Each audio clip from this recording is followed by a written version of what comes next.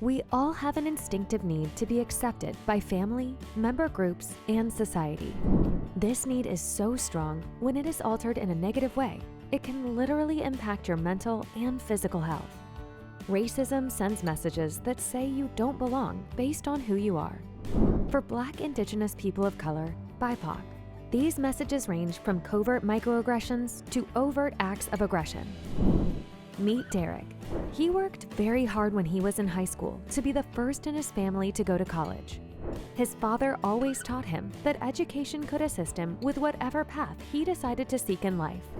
Now that the school year has started, Derek has noticed that he has not seen any other Black students on campus. He can't help but ask himself, do I fit in here?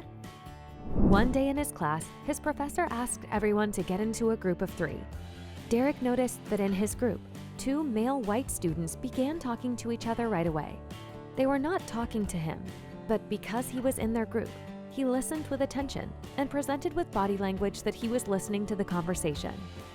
The professor began making her way around the room, and when she finally made her way to their area, the professor asked, "Have you all come up with a response to the answer?" To Derek's surprise, one of the students replied yes. Derek felt confused because neither one of his classmates had said a word to him. Once the teacher left, the 2 students continued their discussion without engaging Derek. Derek thought to himself, this is ridiculous, but chose not to say anything because he didn't want to cause a stir. Derek couldn't get this experience off his mind and felt like his whole day was thrown off. Unfortunately, racism happens so often that BIPOC students are not always able to process what is happening in that exact moment.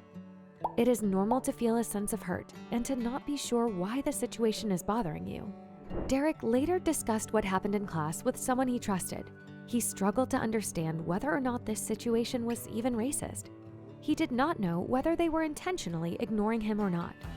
His trusted friend explained to him that aversive racism is a form of microaggression, and that may have been what was happening in his class. Derek realized that whether they meant it or not, their actions communicated a negative attitude towards him. Derek felt better after talking to his friend and gained a better understanding of what he experienced. Situations like this can make you unsure of how to feel and confused about where to turn. But you are not alone. Reach out to a friend, another person of color, DEI office, counselor, or someone that you trust when these types of situations arise to work through it together.